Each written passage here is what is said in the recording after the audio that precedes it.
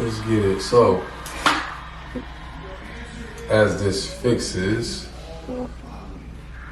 there it goes. We are about to do a story time, because right now what I'm doing is I am messing with my camera. I put the 50 on there because I like the quality that I get from the 50. I got the ring light set up, trying to get some lighting, and I'm basically just about to work on some techniques. Like right now, I'm about to change. I'm about to turn up the ISO just a little bit. Turn it up just a little bit, not too much. That should be better. Okay, so basically, I'm about to do a story time and just show how I went.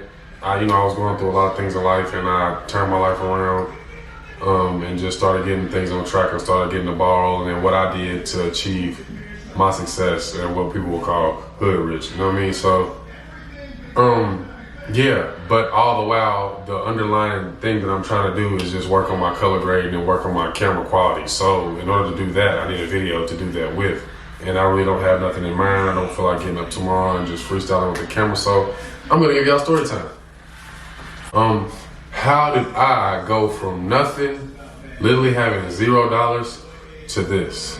And I'm gonna tell y'all exactly step by step how I went from 0 to $50,000. You know what I mean? Not prop, it's not anything like that. I don't have no tags or anything, but I will tell y'all exactly step by step how I went from 0 to hero. But we're gonna have to go all the way back to 2019 because I couldn't tell this story without telling it from the beginning, telling it from what started this turmoil. I was a late bloomer anyways, but those of you that know me know I lost my mom in 2019. But so what happened was, I'm just gonna go all the way back. Before my mom passed away, my little cousin was in Chicago, Kendall, and he, he had got shot in his shoulder or whatever. And his mom moved him to Louisville, Kentucky, which is where I'm from. Moved him down here with me, and he was with me every day. Something like my little brother, you see me, you see him. Always with me. I love him. I miss him every day. And long story short, I had an ordeal in the streets or whatever where I was, doing something with this guy, and he owed me a little bit of money and things like that. So this day I wake up and I go to my friend's house like I usually normally do, and he tells me that my cousin's looking for me, which he's always, so it wasn't nothing new. It was just regular day, It was very chill, very cool. I go see my cousin, he's playing, what the fuck is that dumbass game? Borderlands. He's playing Borderlands when I walk in his room and eating cookies. And mind you, at the time, he's like, I think 16, maybe, he's like 16, maybe 17. I think 16 though, for real. And I was like, you want to go with me to Wutu's house across the street? Because that's, one of my friends, he had an apartment across the street. And he's like, yeah, I'll go with you. Now, as we go to there, and I'm sorry if y'all like trying like, what is he talking about? He just went into a whole story. This is where I would say things start going downhill for me, emotionally, physically, and just things like that. We go over there and, his friend meets us at the door, one of his friends, and he's playing with the gun, and he's like, at the door, you know what I mean? And I'm like, man, watch out, bro. Like, so I go in there and, we're standing in the living room, we're just doing stuff. I'm like, I see my cousin playing with the gun. I'm like, what you doing? He said, I'm just loading it up, just playing, I'm just loading it up. Think nothing of it. Then we're all in the kitchen, and I just get an uneasy feeling. I just feel like I need to just lay down for a second. So I kind of like, mind you, this is like a trap house. This ain't like, it's not really a trap house, but it's like it's a lot going on in here. But it's like my friend's house. You know what I mean? But so there's no couch in there. It's just a little twin bed on the floor. I'm like, you know what? I need to go. I'm just about to sit down on this bed for a second, and that's what I did. I sat down, and like no later than I sat down, I'm scrolling on my phone. I hear a loud bang, like boom, and my cousin falls right in front of me. Falls right in front of my face, and he's looking at me, and he's like going like this with his hand. And he's saying like call, and he's not taking his eyes off me. All I can do is jump up off the couch and say, like, what the. I can't muster any words up. You know, first person I call is my dad. I'm like, Dad, Kendall's dead. And I stopped myself because it was too surreal. I'm like, Kendall got shot.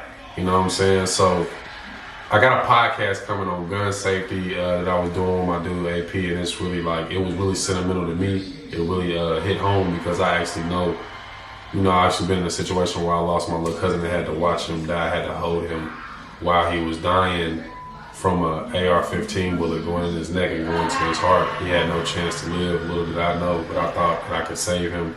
He had no chance. So from right there, you know what I'm saying? That was traumatic. That messed me up. I mean, I did a lot of things in the streets and I had my ordeals, but my little cousin, somebody I view as my little brother, died off the strength of playing with a gun in front of my face. That kind of like, that just like took me out. You know what I mean? So it already altered my brain a little bit. I ended up getting locked up like not too long after that.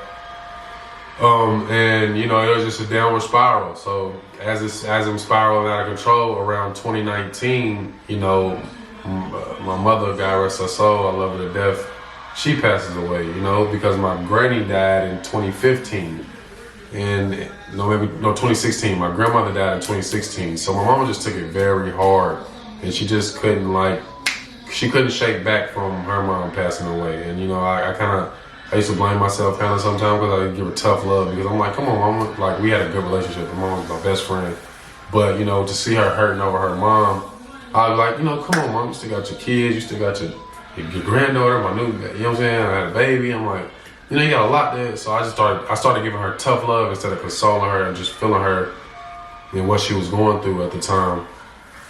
And, you know, she ended up doing something that made her pass away, you know what I'm saying? And it was a drug, and, you know, I guess it had some bad stuff in it, and it killed her. My mama had never did any drugs. She never did nothing like that. So that just was hurt. That's what that was, hurt. And yeah, she died in 2019. And so let's rewind. My little cousin dies in front of me, and I have to hold him until he dies. And then shortly after that, my mom passes away. And I already said my granny died in 2015. So there's a lot of core people right there. It's just, you know, gone. So my mom passes away. This is where things start going down, because now that's my mother, that's my rock, that's my pride and joy. So I do music. Those of you that know, I do music, and I love music. Music is my passion. It's my second love, because football is my first love. But I just drowned myself in the music, man. I went to the studio every other day, every day. I was already doing it, but I did it more. I just wanted to studio. I didn't want to think about life. I didn't think about the days. I didn't think if it was Monday, Tuesday, Wednesday. I didn't think it was February or January. I just went every day, just blitzing through the day, just every day studio. Not really worried about finances, not really worried about money, just going. If I was getting the money, I was spending the money. I was just studio, you know what I mean? And it was a blur. Honestly, I can say it was a blur. From 2019 to now, 2024, I didn't really realize day in life and start feeling life again until late 2020. Late 2022. Late 2022 is when I actually started feeling like alive again, and like, oh shit, I'm actually here. And I tell you why. Because after my mom, then my right hand, which is somebody, he's not my real blood brother, but he was my brother. Like, we grew up together. You know what I'm saying? That's my brother, man. Family, blood don't make you family. You know what I'm saying? So he passed away. You know what I'm saying? So that's 1, 2, 3, 4, 5. That's 5 core people in a matter of 4 years that passed away. And really 3 years, honestly, but I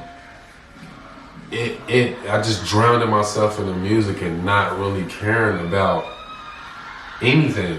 You know, I was numb. I was very numb. And, you know, I would just mess up the money. I just would just do anything and just go to the studio and just drown myself, because I just was hurting, man. I was a lost, damaged soul. I was hurting.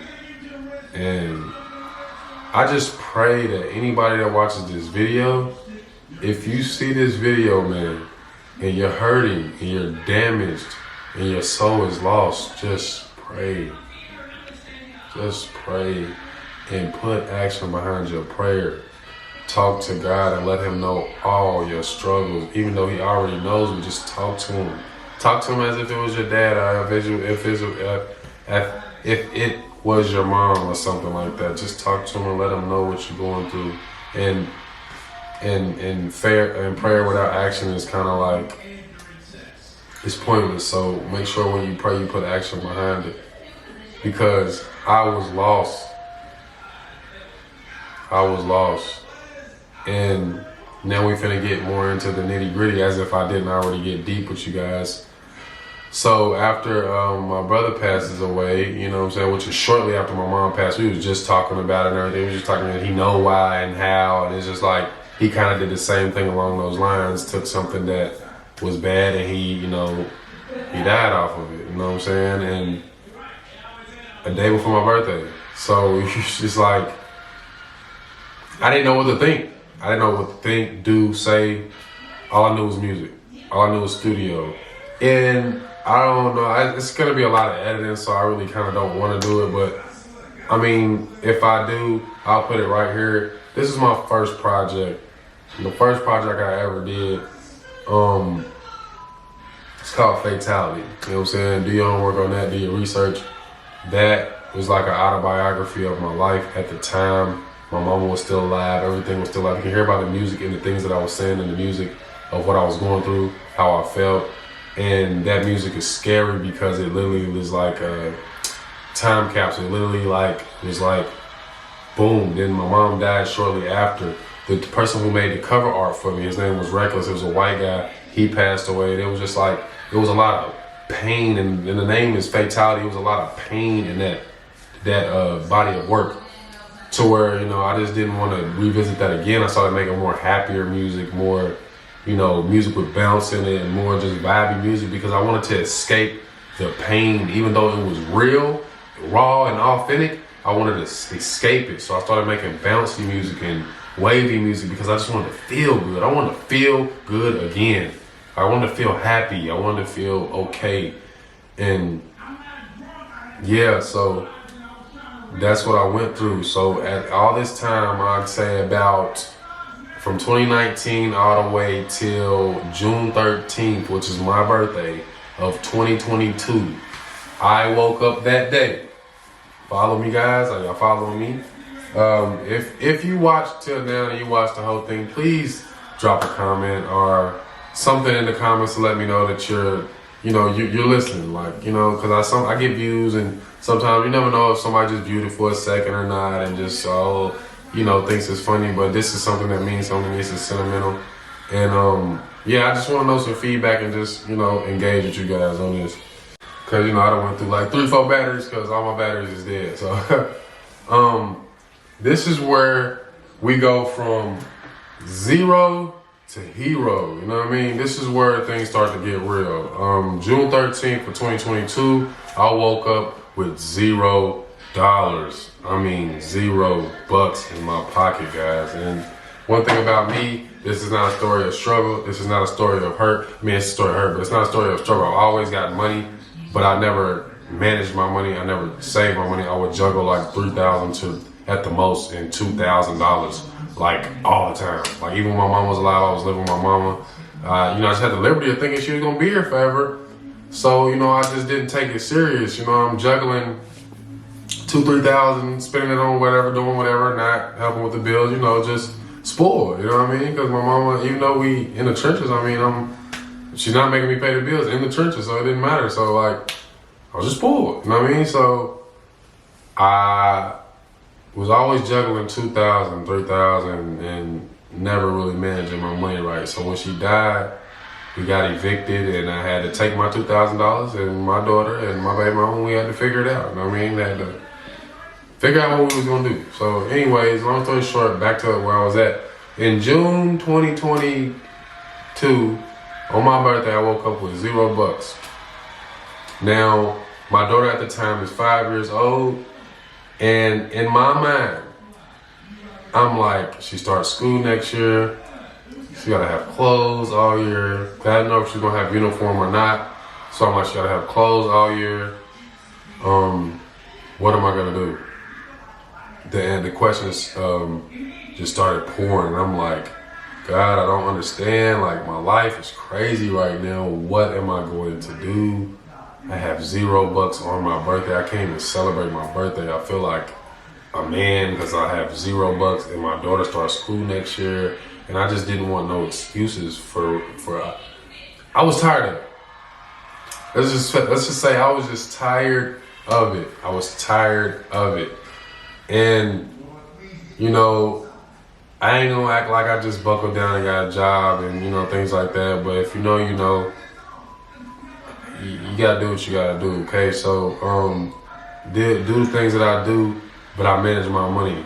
I started managing my money. I started keeping my money. I started putting it up. I started saving it. I cut everything off. I could stop going to the studio for a little minute and just worked on music, but didn't record it. I just started saving everything from that day. From that day on my birthday, I just started saving every dollar I could save.